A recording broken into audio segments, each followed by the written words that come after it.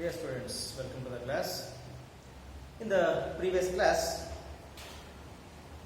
about 2 years I had told you about the location of the country, tiny little country, Monaco.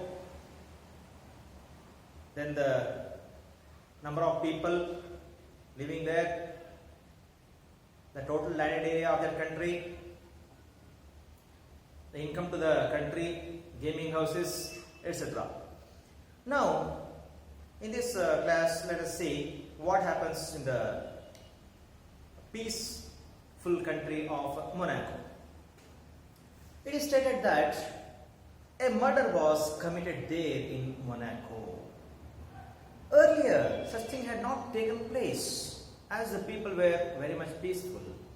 And when the murder was committed, the criminal was caught and he was brought to the court of justice.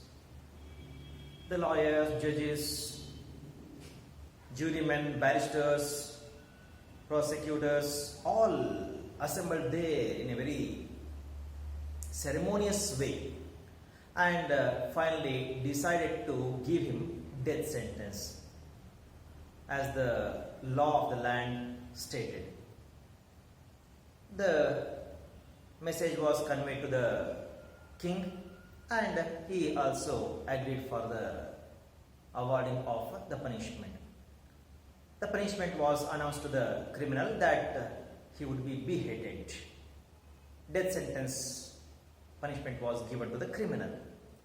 But later on, the country, Monaco, started facing number of problems. As it had to behead the criminal, it wanted a guillotine.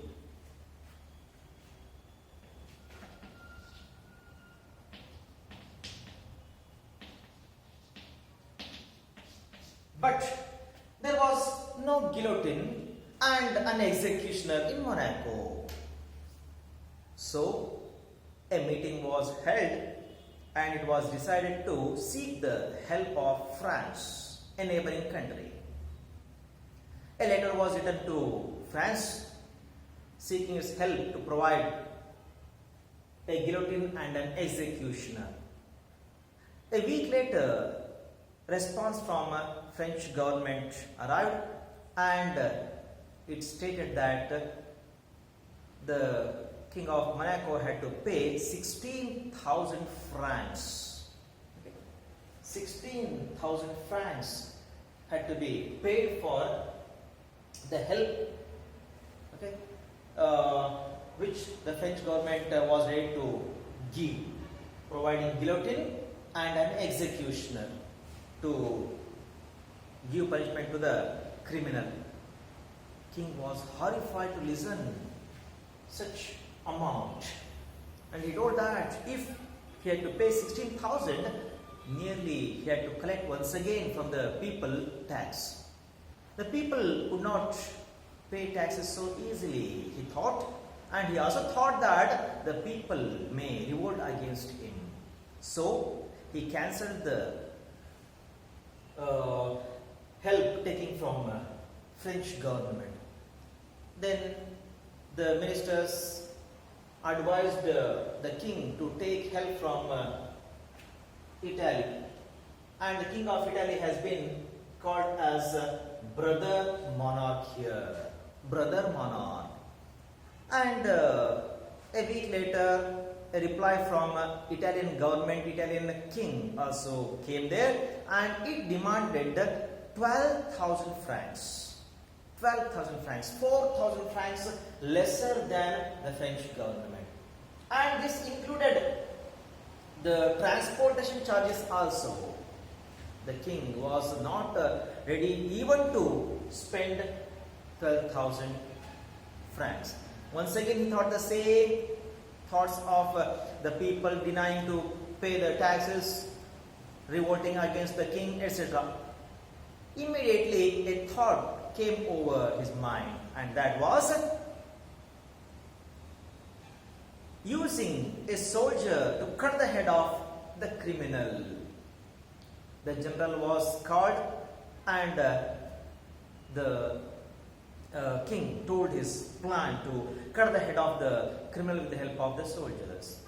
Immediately, the general assembled all the soldiers and asked them who will take up the job of cutting the head of the criminal. But the soldiers refused straightly by saying that we don't know how to do it. It is not a thing we have been taught. See how they refused the order of the general. Okay. They say that they have been trained to fight in the warfield, but they have been they were not trained to cut the head of a criminal. So that plan was also a failure. Later on, a committee, subcommittee were established to take measures against the criminal. What can be done? Okay, how can be done? And later on, the king and the ministry all agreed to change the punishment itself. Earlier, the punishment was that his head should be cut off. Okay. Death sentence was given to the criminal. Later on, the punishment was changed to that of life imprisonment. See how the punishment was changed. And that punishment was changed because the king was not able to execute. Okay. He was not able to execute his orders. Death sentence was given, but it was not executed because it was not having its guillotine and an executioner. And the neighboring countries, they demanded more and more to provide help to the Monaco king. But that was not accepted by that was not agreed by the king. So now they changed the punishment itself. And the punishment now to the criminal was life imprisonment.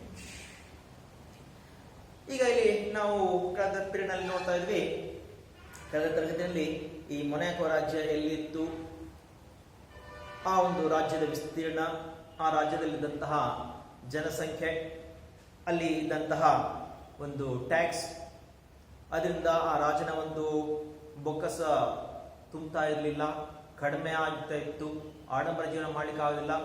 ನಂತರ gaming ಹೌಸಸ್ಗಳ ಬಗ್ಗೆ, ಅದ್ರ ಬಗ್ಗೆ ಎಲ್ಲ ನಾವು ಮಾಹಿತಿ ಪಡೆದಿದ್ವಿ.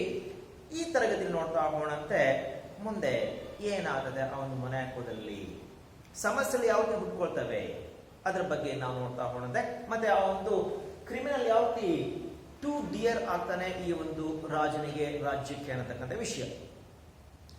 ಈ ಒಂದು Monaco ರಾಜ್ಯ ತುಂಬಾ ಒಂದು ಪೀಸ್ಫುಲ್ ಕಂಟ್ರಿ ಆಗಿತ್ತು ಅಂತ ನಮಗೆ ಹೇಳ್ತಾರೆ. ತುಂಬಾ ಶಾಂತಿಯುತವಾದಂತಹ ಒಂದು ರಾಷ್ಟ್ರವಾಗಿತ್ತು. ಯಾವುದೇ ಒಂದು ರೀತಿಯ ಗಲಾಟೆಗಳು, ಗಲಭೆಗಳು ಅಂತವು ಯಾವುದೇ ಒಂದು ರೀತಿಯ ದುಷ್ಕೃತ್ಯಗಳು ಇಲ್ಲಿ ನಡೀತಾ ಇರಲಿಲ್ಲ. ಸಣ್ಣ ಪುಟ್ಟ ಜಗಳಗಳು, ಅವು ಇವು ಹೊಡೆದಾಟ ಅಷ್ಟು ನಡೀತಾ ಇತ್ತು. ಆದರೆ ಒಮ್ಮೆ ಈ ಒಂದು ರಾಜ್ಯದಲ್ಲಿ ಮರ್ಡರ್ ಆಗುತ್ತದೆ, ಒಂದು ಕೊಲೆ ನಡೆಯುತ್ತದೆ. ಕೊಲೆಗಾರನಿಗೆ ಹಿಡ್ಕೊಂಡು ಬರಲಾಯಿತು, ನ್ಯಾಯಾಲಯದಲ್ಲಿ ನಿಲ್ಲಿಸಲಾಯಿತು.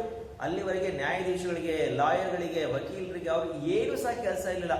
ಯಾಕಂತಂದ್ರೆ ಅಂತ ಯಾವುದೇ ಒಂದು ಗಲಾಟೆಗಳು, ಗಲಭೆಗಳು ಆ ದೇಶ ಸಂಭವಿಸ್ತಾ ಇರಲಿಲ್ಲ. ಯಾವ ವ್ಯಕ್ತಿಗಳು ಸಹ ಕೋರ್ಟ್ ಮೆಟ್ಟಲೇ ಇರ್ತಾ ಇರಲಿಲ್ಲ. ಆದರೆ ಮೊದಲ ಬಾರಿಗಿಂತ ಒಂದು ಘನಘೋರ ದುಷ್ಕೃತ್ಯ ನಡೆದಿದೆ. ಆ ಒಂದು ಕಾರಣಕ್ಕೋಸ್ಕರ ಈಗ ಕೋರ್ಟ್ಗೆ ಎಲ್ಲ ಲಾಯರ್ಗಳು, ಜಡ್ಜಸ್ಗಳು, ಬ್ಯಾರಿಸ್ಟರ್ಸ್ಗಳು, ತುಂಬಾ ಜ್ಯೂರಿ ಮೆನ್ಗಳು ತುಂಬಾ ಒಂದು ಉತ್ಸಾಹದಿಂದ ಕೆಲಸ ಮಾಡ್ಲಿಕ್ಕಂತ ಬರ್ತಾರೆ. ನಂತರ ಅವರು ಆ ಒಂದು ವಿಷಯದ ಬಗ್ಗೆ ಚರ್ಚೆ ಮಾಡ್ತಾರೆ. ಕೊನೆಗೆ ತಮ್ಮ ತೀರ್ಪನ್ನು ಹೇಳಲಿಕ್ಕೆ ಮುಂದಾಗ್ತಾರೆ. ಆ ಒಂದು ದೇಶದ, ಆ ಒಂದು ನಾಡಿನ ಕಾನೂನಿನ ಪ್ರಕಾರ ಕೊಲೆ ಮಾಡಂತ ವ್ಯಕ್ತಿಗೆ ಮರಣದಂಡನೆ ಶಿಕ್ಷೆ ವಿಧಿಸ್ತಕ್ಕಂಥದ್ದು ಅಂತ ಅವ್ರು ತೀರ್ಮಾನ ಕೈಗೊಳ್ತಾರೆ. ರಾಜನಿಗೆ ವಿಷಯ ತಿಳಿಸಲಾಗುತ್ತದೆ. ರಾಜ ಸಹದ ಆಯ್ತು, ಓಕೆ, ನಂದೇನು ಸಮಸ್ಯೆ ಇಲ್ಲ, ನೀವೀಗ ಎಲ್ಲ ಏನ್ ತೀರ್ಮಾನ ಕೈಗೊಂಡ್ರಿ, ನನ್ನ ಸಹಮತ ಇದೆ, ಓಕೆ ಸರಿ. ಈಗ ಆ ಕ್ರಿಮಿನಲ್ಗೆ ಹೇಳ್ತಾರೆ, ನೋಡಪ್ಪ, ನೀನು ಮಾಡಿರ್ತಕ್ಕಂಥ ದುಷ್ಕೃತ್ಯಕ್ಕೆ ನಿನಗೆ ನಾವು ಪನಿಷ್ಮೆಂಟ್ ಕೊಡ್ತಿದ್ದೀವಿ. ಅದೇನಪ್ಪ ಅಂದ್ರೆ ನಿನಗೆ ಶಿರಚ್ಛೇದನ ಮಾಡತಕ್ಕಂಥ ಶಿಕ್ಷೆ. ಆ ಶಿರಚ್ಛೇದನ ಮಾಡಲಿಕ್ಕೆ ಒಂದು ಯಂತ್ರ ಬೇಕಾಗಿತ್ತು. ಹೆಸರಲ್ಲಿ ಹೇಳಿದರೆ ಗಿಲೋಟಿನ್ ಅಂತ ಹೇಳಿ. ಆದರೆ ಆ ಒಂದು ಯಂತ್ರ ಈ ಒಂದು ಮೊನಾಕೋ ರಾಜ್ಯದಲ್ಲಿ ಇರಲಿಲ್ಲ. ನೋಡ್ರಿ ಹೇಗಿದೆ ಪರಿಸ್ಥಿತಿ. ಓಕೆ, ಪನಿಷ್ಮೆಂಟ್ ಅನ್ನು ಕೊಡಲಾಯಿತು, ಆದರೆ ಅದನ್ನು ಜಾರಿ ತರತಕ್ಕಂಥದ್ದು, ಅದು ಸಾಧಿಸಿ ತೋರತಕ್ಕಂಥದ್ದು ಸಾಧ್ಯ ಆಗ್ತಾ ಇಲ್ಲ. ಯಾಕಂದ್ರೆ ಗಿಲೋಟಿನ್ ಇಲ್ಲ, ಒಬ್ಬ ಎಕ್ಸಿಕ್ಯೂಷನರ್ ಮರಣದಂಡ ಶಿಕ್ಷೆ ನೀಡತಕ್ಕಂಥ ಒಬ್ಬ ಅಧಿಕಾರಿ ಇಲ್ಲ. ಏನ್ ಮಾಡತಕ್ಕಂಥದ್ದು? ಸಭೆ ಸೇರ್ತಾರೆ, ರಾಜ ಮಂತ್ರಿ ಅವರು ಇವರೆಲ್ಲ ಸೇರ್ಕೊಂಡ್ಬಿಟ್ಟು ಮೀಟಿಂಗ್ ಮಾಡ್ತಾರೆ. ಸಭೆ ತೀರ್ಮಾನ ಕೈಗೊಳ್ಳಾಯ್ತು. ಏನಪ್ಪಾ ಅಂದ್ರೆ, ನಮ್ಮ ನೆರೆಹೊರೆಯ ರಾಷ್ಟ್ರವಾಗಿರತಕ್ಕಂತಹ ಫ್ರಾನ್ಸ್ ದೇಶದ ಯಾತಕ್ಕೆ ನಾವು ಸಹಾಯ ಪಡಿಬಾರದು? ಸರಿ ಆಯ್ತು, ಫ್ರಾನ್ಸ್ ದೇಶಕ್ಕೆ ಒಂದು ಪತ್ರ ಬರೀತಾರೆ. ಒಂದು ವಾರದ ನಂತರ ಫ್ರಾನ್ಸ್ ದೇಶದಿಂದ ಇವರಿಗೆ ಉತ್ತರ ಬರ್ತದೆ. ಆ ಉತ್ತರದಲ್ಲಿ ಬರೆಯಲಾಗಿತ್ತು, ಸರಿ, ನೀವು ಹೇಳಿದ ಹಾಗೆ, ನೀವು ಕೇಳಿಕೊಂಡಿರುವ ರೀತಿಯಲ್ಲಿ ನಿಮಗೆ ಬೇಕಾಗಿರ್ತಕ್ಕಂತಹ ಅಗತ್ಯ ನೆರವು ನಾವು ನೀಡಲಿಕ್ಕೆ ಸಿದ್ಧರಿದ್ದೇವೆ. ನಿಮಗೆ ಬೇಕಾಗಿರ್ತಕ್ಕಂಥ ಗಿಲೋಟಿನ್ ಮತ್ತೆ ಒಬ್ಬ ಎಕ್ಸಿಕ್ಯೂಷನ್ ಕಳಿಸಿಕೊಟ್ಟಿದ್ದೇವೆ. ಅದಕ್ಕೆ ತಗಲ್ತಕ್ಕಂಥ ಖರ್ಚು ವೆಚ್ಚ ಎಷ್ಟಪ್ಪ ಅಂದ್ರೆ 16,000 ಫ್ರಾಂಕ್ಗಳು. 16,000, 16,000. ಓಕೆ, ಯಾವಾಗ ಈ ಒಂದು ವಿಷಯ ರಾಜನಿಗೆ ಗಮನಕ್ಕೆ ಬರ್ತದೆ, ರಾಜ ಹೌಹಾರ್ಬಿಡ್ತಾನೆ. ಅಯ್ಯೋ, ಈ ಒಬ್ಬ ಕ್ರಿಮಿನಲ್ಗೆ ನಾನು 16,000 ಫ್ರಾಂಕ್ ಖರ್ಚು ಮಾಡಬೇಕಾ? No no, impossible. ಈ ಮಧ್ಯ 16,000 ದುಡ್ಡು ಫ್ರಾಂಕ್ ಅನ್ನು ಕಲೆಕ್ಟ್ ಮಾಡಬೇಕಂದ್ರೆ ಪ್ರತಿಯೊಬ್ಬರ ಮೇಲೆ ಹೆಚ್ಚು ಕಡಿಮೆ 2 ಚಿಲ್ಲರೆ ಫ್ರಾಂಕ್ ಟ್ಯಾಕ್ಸ್ ಹಾಕಬೇಕಾದರೆ. ಯಾವುದೇ ಒಬ್ಬ ವ್ಯಕ್ತಿ ತಗೊಳ್ಳಿದ ಜೋಬಿನಿಂದ ಟ್ಯಾಕ್ಸ್ ಕೊಡುವುದಿಲ್ಲ. ಜನರು ವಿರೋಧ ವ್ಯಕ್ತಪಡಿಸಬಹುದು, ಕ್ರಾಂತಿ ಮಾಡಬಹುದು, ಹೋರಾಟ ಮಾಡಬಹುದಾಗಿದೆ. ಹೌದಾ? ಬೇಡ ಬೇಡ, ರಾಜ್ಯದಲ್ಲಿ ಮತ್ತೆ ಅಶಾಂತಿ ತಲೆದೂರುತ್ತದೆ. ಬೇಡ, ಫ್ರಾನ್ಸ್ ನೆರವು ಬೇಡ ನಮಗೆ. ನಮ್ಮ ಪಕ್ಕದ ಮತ್ತೊಂದು ರಾಜ್ಯವಾಗಿರತಕ್ಕಂತಹ ಇಟಲಿ ದೇಶ ಸಹಾಯ ಪಡೆದ್ರೆ ಹೇಗೆ? ಇಟಲಿಯಲ್ಲಿ ಆಳ್ವಿಕೆ ಮಾಡುತ್ತಿದ್ದಂಥದ್ದು ರಾಜಪ್ರಭುತ್ವ ಇತ್ತು.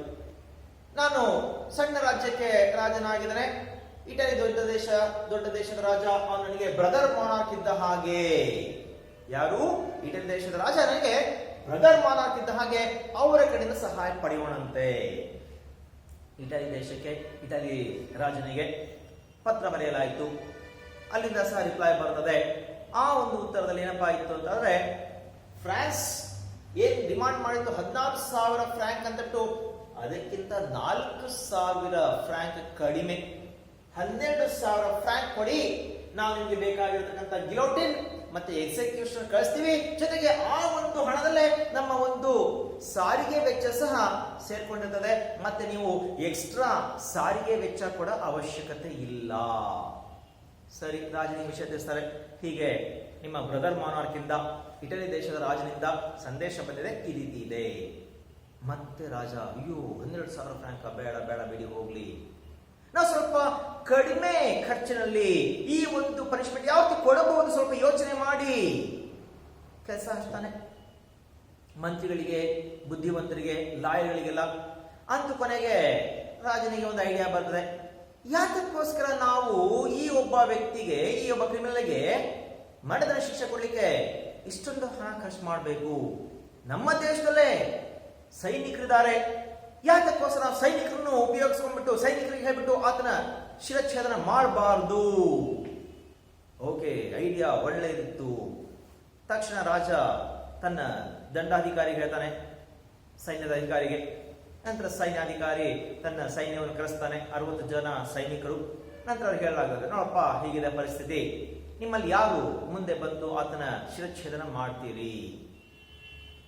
ಸೈನಿಕರು ಒಬ್ಬೊಬ್ರು ಸಹ ಮುಂದೆ ಬರುವುದಿಲ್ಲ. ಓಕೆ, ಎಲ್ಲರೂ ಸಹ ಒಕ್ಕೊರಲಿನಿಂದ, ಏಕಾಭಿಪ್ರಾಯದಿಂದ ಒಂದು ವಿಷಯ ಹೇಳ್ತಾರೆ. ಏನಪ್ಪಾ ಅಂದ್ರೆ, ಸ್ವಾಮಿ, ನಮಗೆ ಈ ಒಂದು ಕೆಲಸದಲ್ಲಿ ತರಬೇತಿ ನೀಡಿಲ್ಲ. ನಾವು ತರಬೇತಿ ಹೊಂದಿರತಕ್ಕಂಥ ಯಾವ ವಿಷಯದಲ್ಲಿ?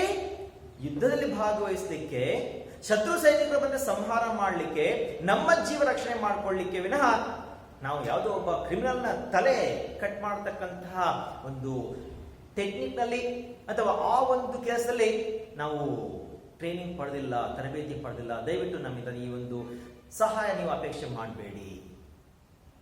ಸರಿ, ರಾಜನಿಗೆ ಹೇಳಲಾಗುತ್ತದೆ. ರಾಜನಿಗೆ ಮತ್ತೆ, ಅಯ್ಯೋ ಏನಪ್ಪ ಮಾಡೋದು? ನೋಡ್ರಿ, ಒಂದು ಒಂದು ಸಣ್ಣ ಪುಟ್ಟ ವಿಚಾರ ಯಾವ ಒಂದು ರೀತಿಯಲ್ಲಿ ಆ ದೇಶಕ್ಕೆ ತಲೆನೋವಾಗಿ ಪರಿಣಮಿಸಿದೆ ಅಂತ ಹೇಳಿ ಮತ್ತೆ ಎಲ್ಲ ಕಮಿಟಿ ಏರ್ಪಡಿಸ್ತಾರೆ, ಸಬ್ ಕಮಿಟಿಯನ್ನು ರಚಿಸ್ತಾರೆ. ಅವ್ರು ಚರ್ಚೆ ಮಾಡಿದ್ದು ಹೇಗೆ ಆ ವ್ಯಕ್ತಿಗೆ ನಾವು ಮರಣದಂಡ ಶಿಕ್ಷೆ ಕೊಡಬೇಕು, ಏನು ಎತ್ತ ಖರ್ಚು ಕಡಿಮೆ ಇರಬೇಕು. ನಂತರ ಸುಮಾರು ಡಿಸ್ಕಷನ್ ಆದ ನಂತರ, ಸುಮಾರು ಚರ್ಚೆ ಆದ ನಂತರ ಆ ಜನರು ಒಂದು ತೀರ್ಮಾನಕ್ಕೆ ಬರ್ತಾರೆ. ಏನಪ್ಪಾ ಅಂದ್ರೆ, ನಾವು ಕಡಿಮೆ ಖರ್ಚಿನಲ್ಲಿ ಆ ವ್ಯಕ್ತಿಗೆ, ಆ ಕ್ರಿಮಿನಲ್ಗೆ ಶಿರಚ್ಛೇದನ ಮಾಡ್ಲಿಕ್ಕೆ ಆಗುವುದಿಲ್ಲ. ಹಾಗಾದ್ರೆ ಏನ್ ಮಾಡಬಹುದಾಗಿದೆ ಅಂದ್ರೆ, ಆತನಿಗೆ ಕೊಟ್ಟಿರತಕ್ಕಂಥ ಪನಿಷ್ಮೆಂಟ್ ಚೇಂಜ್ ಮಾಡಿಬಿಟ್ರೆ ಆಯ್ತು. ಅವನಿಗೆ ಕೊಟ್ಟಿರತಕ್ಕಂಥ ಶಿಕ್ಷೆ ಹೇಗೆ ಇರ್ತದೋ ಮರಣದಂಡ, ಶಿರಚ್ಛೇದನ ಶಿಕ್ಷೆ, ಅದನ್ನು ಕ್ಯಾನ್ಸಲ್ ಮಾಡಿಬಿಟ್ಟು ಜೀವಾವಧಿ ಶಿಕ್ಷೆ ಕೊಟ್ರೆ ಹೇಗೆ? ಅಲ್ಲಿ ಜೀವಾವಧಿ ಶಿಕ್ಷೆ ಕೊಡೋಣಂತೆ. ಸರಿ, ರಾಜನಿಗೆ ತಿಳಿಸ್ತಾ ಇತ್ತು. ರಾಜನಿಗೂ ಸಹ ಖುಷಿ ಆಗ್ತದೆ. ಓಕೆ, ಪರವಾಗಿಲ್ಲ ಬಿಡಿ, ಹೋಗ್ಲಿಲ್ಲ ಕಡೆ ಸಾಯ ತನಕ ಜೈಲಲ್ಲಿ ಬಿದ್ದಿರ್ಲಿ, ಅವನು ಸಾಯಿ ಅಂತ. ಆದ್ರೆ ಮುಂದೆ ಅದಕ್ಕೆ ಏನು ಸಮಸ್ಯೆ ಉಂಟಾಗುತ್ತದೆ ಅದು ಅವರು ಮುಂದಾಲೋಚನೆ ಮಾಡಿರ್ಲಿಲ್ಲ. ಈಗ ಅವರು ಯೋಚನೆ ಮಾಡ್ತಾರೆ, ಈ ಒಂದು ಶಿಕ್ಷೆಯನ್ನಾದ್ರೂ ಅವ್ರು ಯಾವ ರೀತಿಯಲ್ಲಿ ನೀಡಬಹುದಾಗಿದೆ ನೋಡ್ತಾ ಹೋಗೋಣಂತೆ. Now the punishment was changed from death sentence to life imprisonment. Okay, but for that also Monaco had to face problem. Okay, the problem was that in Monaco there was no strong prison to keep a prisoner who was sentenced for life imprisonment. There were small lockups, and the people who were punished for just 2-3 days of lockup, okay, they were kept there. But a person who was sentenced for life imprisonment was not allowed to keep there. They thought that the person would run away, as the prison was very weak. So they thought of appointing a guard. Okay. And the guard had to perform 2 duties. What were the 2 duties? First one was to guard the prisoner. To guard the criminal. He has to watch the criminal. Okay.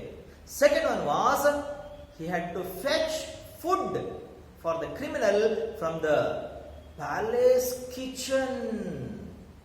See, the food was supplied to the criminal from the palace kitchen. And who had to bring that food?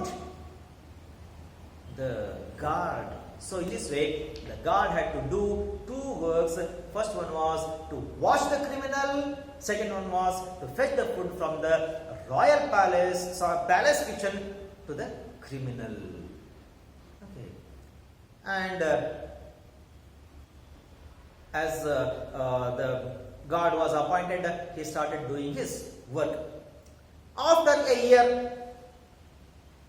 king started looking his accounts, how much amount he has earned in the form of taxes, how much amount he has spent on the developmental works and such other works. And on the list of expenditure, one extra item was there. And the item was the money spent on the criminal. And that amounted 600 francs. The king was taken aback. He was shocked to see he was spending 600 francs for that useless, wretched criminal. Okay. The 600 amount included the salary paid to the guard as well as the amount spent on the food for the criminal. Okay. The king thought that how much he has to spend. Okay. He thought that the criminal, still young and healthy, he may live up to 50 years. Okay. For 50 years, he had to spend 600 francs every year. And that amount affected the king a lot. Immediately, he called the ministers and such other advisors to help him to come out of that problem. All the people started discussing with each other. An idea came to the mind of one minister. He told that if they dismiss the guard, the criminal would run away. It would be very easy, he said. And that idea was accepted by the ministers and the king also. As a result, the guard lost his job. Okay. The guard was removed from the job. When the guard was removed, they thought that the criminal would run away. The criminal would run away. They hid themselves behind the rocks and trees. When and how the criminal would run away? To their astonishment, the criminal did not run away. What he did? At the time of lunch, he opened the door of the gate of that prison, went out, straightway went to the palace kitchen, took his food, came back, and he closed the door on himself. The criminal was not ready to run away. The criminal was not ready to run away. The ministers and all those people, they once again became panic. Because they thought that the criminal would run away. But here, the criminal was not at all ready to run away. Himself went to the palace kitchen and brought his food. And now they thought that he was to some extent fearful about the consequences of running away. So we should go and tell him directly to run away. And the work was entrusted to the law minister. The law minister came to the criminal and told him that he should run away, and the king would not bother about it. Immediately the criminal became very angry, and he started speaking with the minister in a very rough manner, and he put so many points, and for those reasons he is not ready to run away from the prison. See, it is stated, but I have nowhere to go. See his statements. What can I do? You have ruined my character by your sentence, and people will turn their backs on me. Besides, I have got out of the way of working. You have treated me badly. It is not fair. In the first place, when once you sentenced me to death, you ought to have executed me. But you did not do it. That is one thing. I did not complain about that. Then you sentenced me to imprisonment for life and put a guard to bring me my food. But after a time, you took him away again, and I had to fetch my own food. Again, I did not complain. But now, you actually want me to go away. I can't agree to that. You may do as you like, but I won't go away. See, the points put forward by the criminal, why he is not ready to run away. Okay, from the prison. These were the points when the criminal told in such a manner, in a very bold manner, he is not ready to run away. Once again, the minister and the king and others, they became panic, and once again they started discussing with each other what to do, how to get rid of the criminal. Okay, now finally they came to conclusion by the fact that they should give a pension to the criminal and asking him to leave the country itself. And they decided to fix 600 francs per year, his annuity, annual pension. The minister came to the criminal and told that he should leave Monaco, and he has been or he would be given 600 francs per year as annuity. For that he should leave the country. And then the criminal once again put a condition that he should give the annuity frankly. And the king agreed to that, and he took 200 francs, 1/3 of his annuity as advance, because he was leaving the country and settling somewhere else, in foreign countries, in other country. So before leaving Monaco, he demanded 1/3 of his annuity as advance from 600 francs, and the king gave him 200 francs, and the criminal left Monaco. Where did he settle? Just across the borders of Monaco. Just across. It would take just a quarter of an hour to reach the place by rail. 15 minutes is enough to travel from Monaco to the place where the criminal has been settled now. Okay. And there, with the help of that 200 francs, the criminal took a small piece of land and started doing market gardening. And without failure, he used to go to Monaco to collect his annuity. And after collecting the annuity, he used to go to gaming houses also. Sometimes he used to lose, sometimes he used to gain. And once again he used to go back to his place where he was living, and he started leading his life in such a peaceful and calmful life. Okay, without any hard work or anything else, he was leading his life in a very leisurely way. This is about two deer. See how the story has been developed. How the criminal becomes costly to the king and the kingdom. And whenever they wanted to take some measure, it was not able to. Okay. They had to change their judgments frequently. And the criminal completely safe in that country. And he thought that he was very lucky to be born there in such a country where the government was, where the king was not able to spend to give punishment even to the criminals. Okay. ಈಗಲ್ಲಿ ಆ ಒಂದು ಕ್ರಿಮಿನಲ್ಗೆ ಶಿಕ್ಷೆ ನೀಡಲಾಯಿತು. ಎರಡನೇ ರೀತಿಯ ಶಿಕ್ಷೆ ಅದೇನಪ್ಪ ಅಂದರೆ ಜೀವಾವಧಿ ಶಿಕ್ಷೆ. ಸಾಯವರೆಗೂ ಸಹ ಸೆರೆವಾಸ ಅನುಭವಿಸ್ತಕ್ಕಂಥದ್ದು, ಸೆರೆಮನೆಯಲ್ಲಿರತಕ್ಕಂಥದ್ದು. ಅದಕ್ಕೂ ಸಹ ಈ ಒಂದು ಮೊನಾಕೋದಲ್ಲಿ ಸಮಸ್ಯೆ ಇತ್ತು. ಏನಪ್ಪ ಅದು ಸಮಸ್ಯೆ?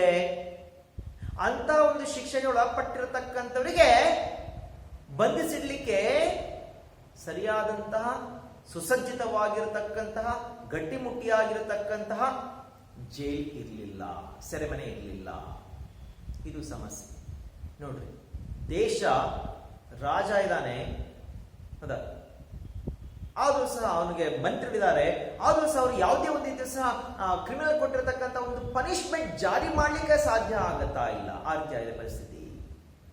ಸರಿ, ಈಗ ಅವನಿಗೆ ಆ ಶಿಕ್ಷೆ ಕೊಟ್ಟ ನಂತರ ಅವರು ಯೋಚನೆ ಮಾಡ್ತಾರೆ, ಸರಿ ಈಗ ಅವನು ನಮ್ಮಲ್ಲಿರ್ತಕ್ಕಂತಹ ಸರ್ವೇ ಸಾಧಾರಣವಾಗಿರ್ತಕ್ಕಂತಹ ಒಂದು ಲಾಕಪ್ ನಲ್ಲೇ ಇರಲಿ, ಆದರೆ ಒಬ್ಬ ಕಾವಲುಗಾರನ ನೇಮಿಸೋಣಂತೆ. ಆ ಕಾವಲುಗಾರನಿಗೆ ಎರಡು ಕೆಲಸಗಳು. ಮೊದಲನೇದು ಇವನಿಗೆ ಕಾವಲು ಕಾಯತಕ್ಕಂಥದ್ದು, ಎರಡನೇದು ಆ ಕೈದಿಗೆ ಬೇಕಾಗಿರ್ತಕ್ಕಂತಹ ಆಹಾರವನ್ನು ಅರಮನೆಯ ಅಡಿಗೆ ಮನೆಯಿಂದ ತಂದು ಕೊಡತಕ್ಕಂಥದ್ದು. ತಿಂಡಿ, ಊಟ, ರಾತ್ರಿ ಊಟ, ಕಾಫಿ, ಟೀ, ಅದು ಇದು ಏನ್ ಬೇಕೆಲ್ಲ. ಓಕೆ, ಅದು ಎಲ್ಲಿ ತಂದು ಕೊಡ್ತಕ್ಕಂಥದ್ದು? ರಾಜನ ಅರಮನೆಯ ಅಡಿಗೆ ಕೋಣೆಯಿಂದ ತಂದು ಕೊಡ್ತಕ್ಕಂಥ ಕೆಲಸ. ಯಾರ್ದು? ಆ ಗಾರ್ಡ್. ಸರಿ ಆಯ್ತು, ಗಾರ್ಡ್ ತನ್ನ ಕೆಲಸ ಮಾಡ್ತಾನೆ. ಆ ಕ್ರಿಮಿನಲ್ಗೆ ಜೈಲಿನಲ್ಲಿ ಹಾಕಲಾಗಿದೆ. 1 ವರ್ಷ ಕಳೀತದೆ. 1 ವರ್ಷ ಆದ ನಂತರ ರಾಜ ತನ್ನ ಒಂದು ರಾಜ್ಯದ ಆಯವ್ಯಯ ಪಟ್ಟಿ ನೋಡ್ತಾ ಕೂತ್ಕೊಳ್ತಾನೆ. ನನ್ನ ರಾಜ್ಯದ ಬೊಕ್ಕಸಕ್ಕೆ ಯಾವ್ಯಾವ ಮೂಲಗಳಿಂದ ಎಷ್ಟೆಷ್ಟು ಹಣ ಬಂದಿದೆ, ನಾನು ಯಾಕಂದ್ರೆ ಖರ್ಚು ಮಾಡ್ತಾ ಇದ್ದೀನಿ ನೋಡ್ತಾ ಬರ್ತಾನೆ. ಖರ್ಚಿನ ವೆಚ್ಚದಲ್ಲಿ, ಖರ್ಚಿನ ಒಂದು ಲಿಸ್ಟ್ ನಲ್ಲಿ ಒಂದು ಐಟಮ್ ಜಾಸ್ತಿ ಇದೆ. ನೋಡ್ತಾನೆ ಯಾವುದು ಅಂತ ಬಿಟ್ಟು, ನಂತರ ಅಲ್ಲಿ ಬರೆಯಲಾಗಿತ್ತು ನಮ್ಮಲ್ಲಿ ಇರತಕ್ಕಂತಹ ಆ ಕೈದಿಗೆ ಖರ್ಚು ಮಾಡಿದಂತಹ ಹಣ ಅಂತ ಬಿಟ್ಟು 600 ಫ್ರಾಂಕ್ ಬರಲಾಗಿದೆ 1 ವರ್ಷಕ್ಕೆ. ರಾಜನಿಗೆ ಮತ್ತೆ ಒಂದು ಸತಿ ಗಾಬರಿ ಆಯ್ತು.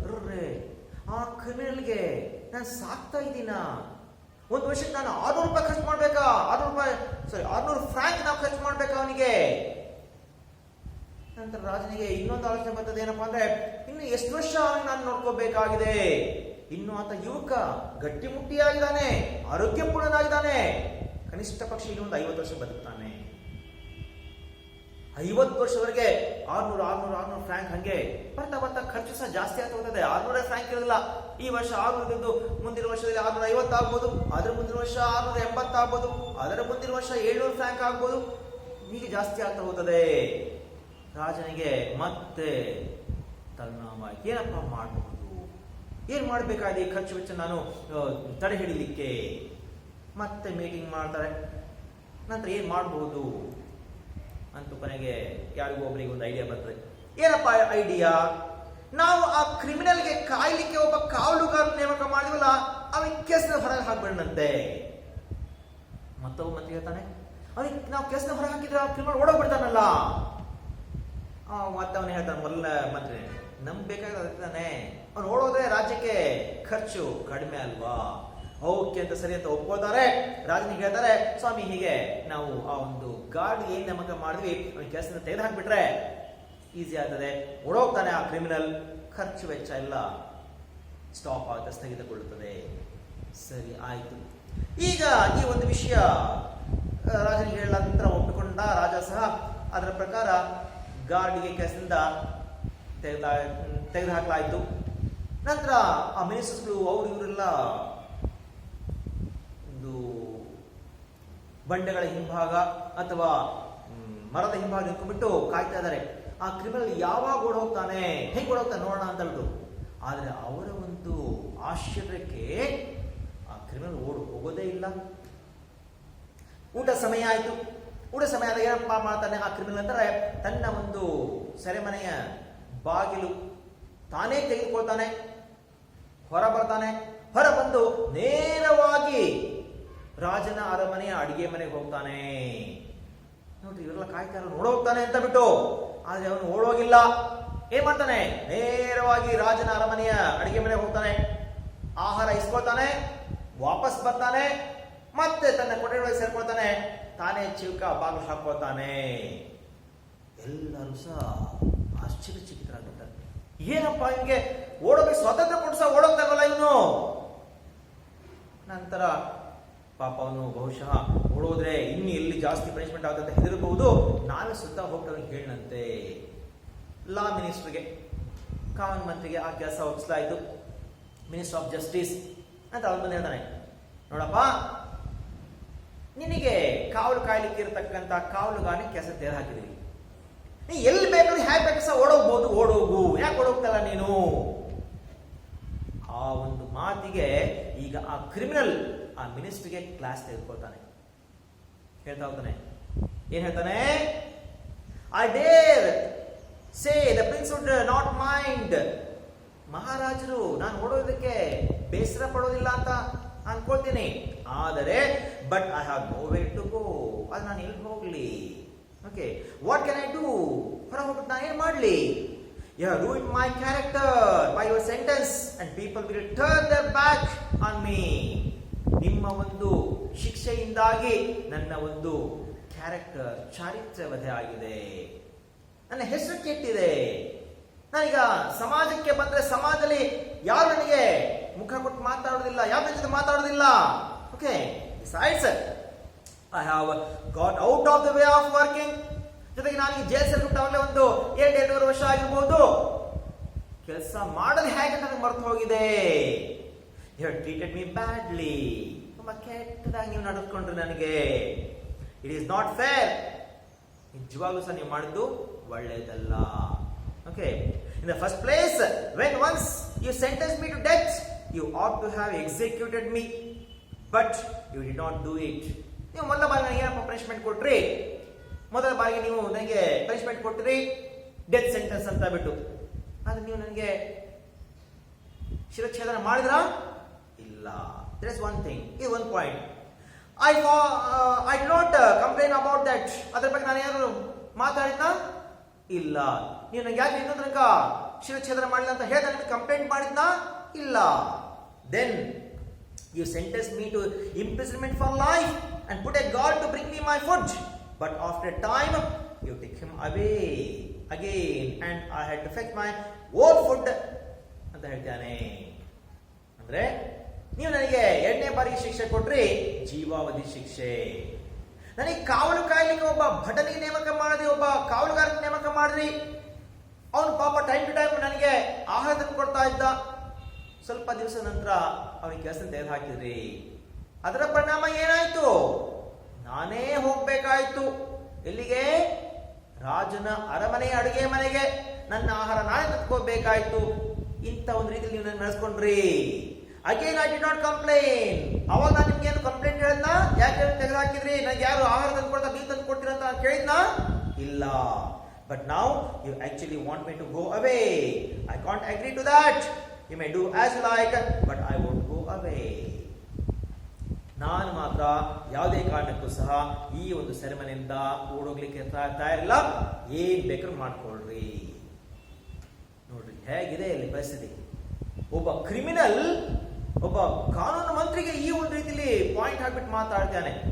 ಎಂತ ಚೆನ್ನಾಗಿದೆ ನೋಡಿ ಪಾಯಿಂಟ್. ನಾನು ಯಾತಕ್ಕೋಸ್ಕರ ಜೈಲ್ ಬಿಟ್ಟು ಓಡೋಗೋದಿಲ್ಲ ಅಂತ ಹೇಳಲಿಕ್ಕೆ. ನಂತರ ಮತ್ತೆ ಪುನಃ ಮಂತ್ರಿಗಳು ರಾಜನ ಜೊತೆ ಎಲ್ಲ ಚರ್ಚೆ ಮಾಡ್ತಾರೆ. ಕೊನೆಗೆ ತೀರ್ಮಾನ ಮಾಡ್ತಾರೆ, ಇವನಿಂದ ಹೇಗಾದ್ರೂ ಮಾಡಿ ನಾವು we have to get rid of him. ಅವನಿಂದ ನಾವು ಹೇಗಾದ್ರೂ ಮಾಡಿ ತಪ್ಪಿಸ್ಕೋಬೇಕು. ಅವನ ಸಹವಾಸ ನಮ್ಗೆ ಬೇಡಪ್ಪ. ಏನಪ್ಪ ಮಾಡ್ತಾರೆ? ತೀರ್ಮಾನ ಮಾಡ್ತಾರೆ, ನಾವು ಅವನಿಗೆ ವರ್ಷಕ್ಕೆ ಇಷ್ಟು ಅಂತ ಹಣ ಕೊಟ್ಬಿಡಂತೆ. ಅವ್ನು ನಮ್ಮ ದೇಶದಲ್ಲಿ ಇರೋದು ಬೇಡ, ಅವ್ನು ನಮ್ಮ ದೇಶ ಬಿಟ್ಟು ಹೋಗ್ಬಿಡ್ಲಿ, ನಾವೀಗ ವರ್ಷಕ್ಕೆ ಇಷ್ಟು ಅಂತ ಹಣ ಕೊಡೋಣಂತೆ ಅಂತ ತೀರ್ಮಾನ ಮಾಡ್ತಾರೆ.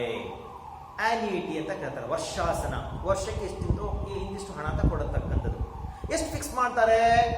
600 ಫ್ರಾಂಕ್ ಫಿಕ್ಸ್ ಮಾಡ್ತಾರೆ. ಅವ್ರೇನ್ ತಿಳ್ಕೊಂಡಿದ್ರು?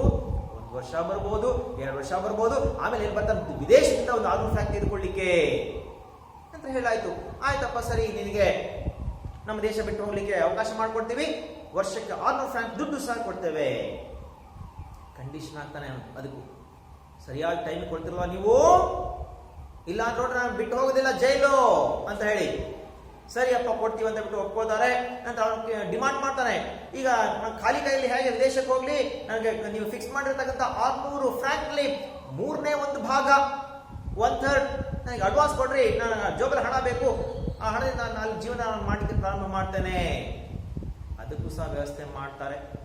ಅವನು ಕೇಳಿದಷ್ಟು ಹಣ 200 ಫ್ರಾಂಕ್ ಅಂದ್ರೆ ಅವನ ಒಂದು ವರ್ಷಾಸನದ 1/3 ಭಾಗ ಅವನಿಗೆ ಕೊಡ್ತಾರೆ ಅಡ್ವಾನ್ಸ್ ಆಗಿ ಅಂತ ಅವನು ತೆಗೆದುಕೊಂಡು ಹೋಗ್ತಾನೆ. ಎಲ್ಲಿ ಹೋಗ್ತಾನೆ? ಭಾರಿ ಬುದ್ಧಿವಂತ ಅವನು. ಆ ದೇಶದ ಬಾರ್ಡರ್ನ ಪಕ್ಕದಲ್ಲೇ ಸೆಟ್ಲ್ ಆಗ್ತಾನೆ. ಅವನೆಲ್ಲೋ ವಿದೇಶಕ್ಕಂದ್ರೆ 1,000 ಮೈಲ್ ಬಿಟ್ಟು ದೂರ ಹೋಗೋದಿಲ್ಲ. ಮೊನಾಕೋ ರಾಜ್ಯದ ಬಾರ್ಡರ್ ಏನಿದೆ ಅದು ಪಕ್ಕದಲ್ಲೇ ಸೆಟ್ಲ್ ಆಗ್ತಾನೆ. ಮೊನಾಕೋದಿಂದ ಅವನು ಸೆಟ್ಲ್ ಆಗಿರ್ತಕ್ಕಂಥ ಜಾಗಕ್ಕೆ ಹೋಗ್ಲಿಕ್ಕೆ ರೈಲಿನ ಸಹಾಯದಿಂದ 15 ನಿಮಿಷ ಸಾಕು. ರೈಲು ಮೂಲಕ ಪ್ರಯಾಣ ಮಾಡಿದ್ರೆ ಕೇವಲ 15 ನಿಮಿಷದಲ್ಲಿ ಅವನು ವಾಸವಾಗಿರ್ತಕ್ಕ ಜಾಗಕ್ಕೆ ಹೋಗ್ಬೋದು. ಅಷ್ಟು ಹತ್ತಿರ ಪ್ರದೇಶ ವಾಸವಾಗ್ತಾನೆ. ತಾನು ಕೊಟ್ಟಿರ್ತಕ್ಕಂಥ 200 ಫ್ರಾಂಕ್ ಹಣದಲ್ಲಿ ಸ್ವಲ್ಪ ಜಮೀನು ಖರೀದಿ ಮಾಡ್ತಾನೆ. ಅದರಲ್ಲಿ ಅವನು ಫ್ರೂಟ್ ಗಾರ್ಡನಿಂಗ್ ಅಂದ್ರೆ ಹಣ್ಣು ಬೆಳೆಯತಕ್ಕಂಥದ್ದು, ನಂತರ ತರಕಾರಿ ಬೆಳೆಯತಕ್ಕಂಥದ್ದು, ಮಾರ್ಕೆಟ್ ಗಾರ್ಡನಿಂಗ್ ಮಾಡಲಿಕ್ಕೆ ಶುರು ಮಾಡ್ತಾನೆ ಅಂತ ಹೇಳ್ತಿದ್ರೆ, ಅದರಿಂದ ಅವನಿಗೆ ಆದಾಯ ಬರಲಿಕ್ಕೆ ಶುರು ಮಾಡ್ತದೆ. ಆ ಹಣದಿಂದ ಜೀವನ ಮಾಡಲಿಕ್ಕೆ ಶುರು ಮಾಡ್ತಾನೆ. ಆದರೆ ಪ್ರತಿ ವರ್ಷ ಯಾವುದೇ ಕಾರಣಕ್ಕೂ ಸಹ ಮಿಸ್ ಆಗದ ಹಾಗೆ ಮರೆಯದಲೇ ಮೊನಾಕೋಗೆ ಭೇಟಿ ಮಾಡ್ತಾ ಇದ್ದ. ಮೊನಾಕೋ ಹೋಗ್ತಾ ಇದ್ದ. ಯಾಕೆ ಹೋಗ್ತಾ ಇದ್ದ? ಅವನ ವರ್ಷಾಸನ ತೆಗೆದುಕೊಂಡು ಬರ್ಲಿಕ್ಕೆ. ಆ ವರ್ಷಾಸನ ಸಿಕ್ಕಿದಾಗ ಏನಪ್ಪ ಮಾಡ್ತಿದ್ದ? ಆ ಮೊನಾಕೋದಲ್ಲಿರ್ತಕ್ಕಂಥ ಗೇಮಿಂಗ್ ಹೌಸ್ ಸಹ ಹೋಗ್ತಾ ಇದ್ದ. ನೋಡಂತೆ ನನ್ನ ಅದೃಷ್ಟ ಹಣ ಬರುತ್ತೋ ಇಲ್ವೋ. ಕೆಲವೊಮ್ಮೆ ಹಣ ಕಳ್ಕೊತಾ ಇದ್ದ, ಕೆಲವೊಮ್ಮೆ ಹಣ ಗಳಿಸ್ತಾ ಇದ್ದ.